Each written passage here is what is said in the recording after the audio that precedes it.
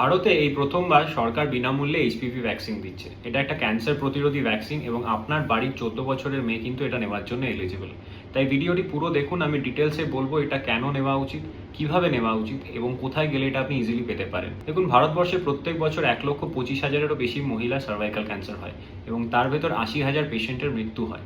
এবং এই সব কিছুর পিছনে একটাই কারণ, এইচপিভি ভাইরাস বা হিউম্যান প্যাপিলোমা ভাইরাস। ভাইরাসটা খুব কমন এবং আমাদের বডি নিজের থেকেই ট্যাকেল করতে পারে, কিন্তু কিছু কিছু স্পেসিফিক স্ট্রেনস যেমন HPV-16 বা 18 এগুলো বহুদিন বডিতে থাকলে এটাকে সার্ভাইকাল ক্যান্সার করতে পারে। তাই ভারত সরকার সিরাম ইনস্টিটিউট অফ ইন্ডিয়ার মাধ্যমে WHO গাইডলাইন্স মেনটেন করে একটা ভ্যাকসিন ক্রিয়েট করেছে যার নাম সার্ভাভ্যাক, এবং সেটা এই স্পেসিফিক কিছু স্ট্রেনসের এগেনস্টে মোকাবিলা করতে আমাদের হেল্প করবে।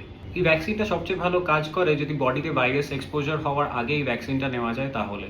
এবং HPV ভাইরাস একটা সেক্সুয়ালি ট্রান্সমিটেড ভাইরাস হওয়ার ফলে সরকার ডিসাইড করেছে 14 থেকে 15 এই এজ ব্র্যাকেটে যে মেয়েরা আছে তাদেরকে এই ভ্যাকসিনটা সবার আগে দেওয়া হবে। 2026-এর ক্যাম্পেনে অ্যাটলিস্ট 1,15,00,000 মেয়েকে ভ্যাকসিনেট করার টার্গেট আছে ভারত সরকারের। এই ভ্যাকসিনটা একটা সিঙ্গেল শট ভ্যাকসিন হবে এবং আপনাকে একটাই ইঞ্জেকশন দেওয়া হবে এবং ওটার কাভারেজ অ্যাটলিস্ট 12 বছর হবে।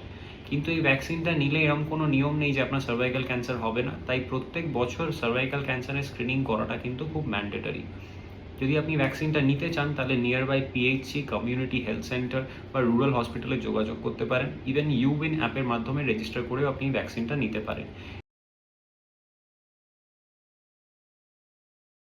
এই ভ্যাকসিনটা খুবই ইম্পর্টেন্ট এবং সার্ভাইকাল ক্যান্সারের মতন একটা বাজে রোগ থেকে আপনাকে হয়তো অনেকটা প্রোটেকশন দেবে। ভিডিওটি সেভ করুন এবং শেয়ার করুন এমন কারোর সাথে যার হয়তো এই অ্যাওয়ারনেসটার দরকার আছে।